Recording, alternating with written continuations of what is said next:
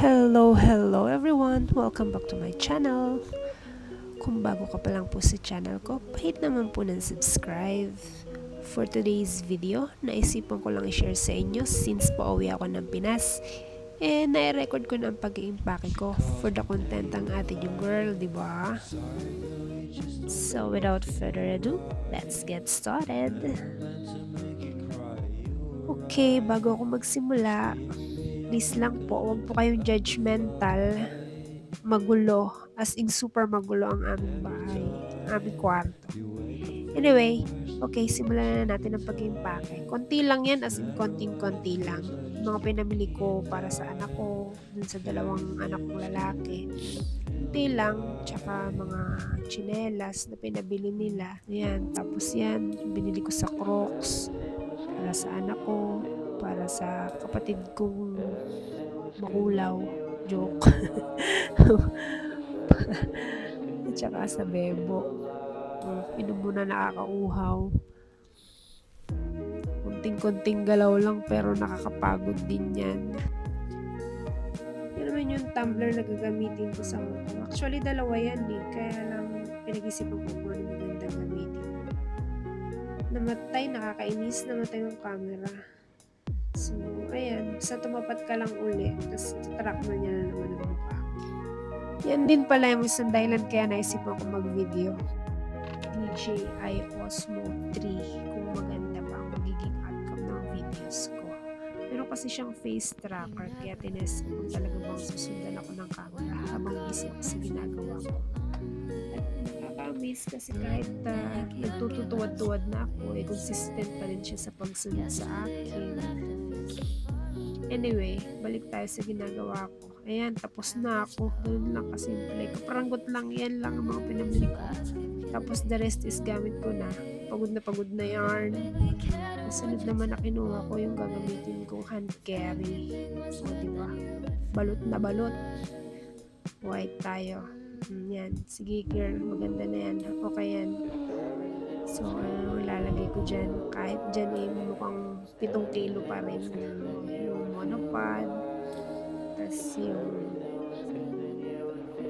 electric pang maliit. May flashlight pa. Ano pa ba? Yung pinarin kong ticket.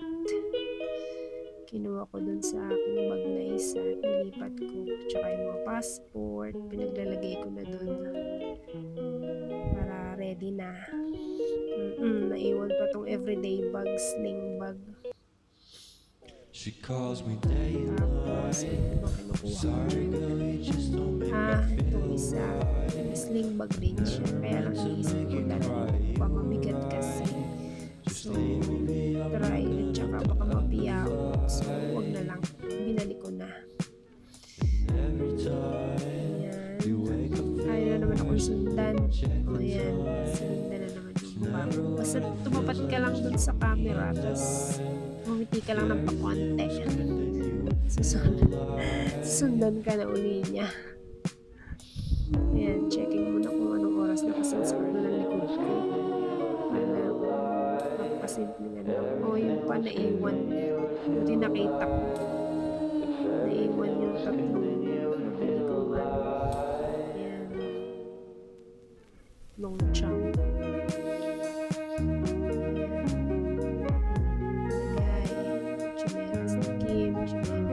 Actually, yung isa dyan, hindi para sa akin, hindi ako bumili, naiwan ang pampuloy.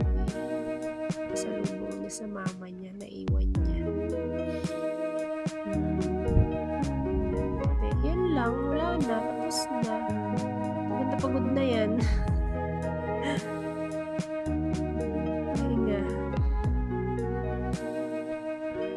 Ayun, tapos na. So, isasara ko na. Ganun lang. So, sobrang konti niya. Saglit lang. Tapos na. 30 minutes lang yata o isang oras ko nagawa yan. So, nakiyan na para sumara. Kasi sobrang buka-buka dahil dun sa mga tsinelas. Pero maluwag pa siya pag pinipiin mo. So, ayan na. Okay na. Tapos na. Pwede na ako umuwi. Sakit lang ng likod ko.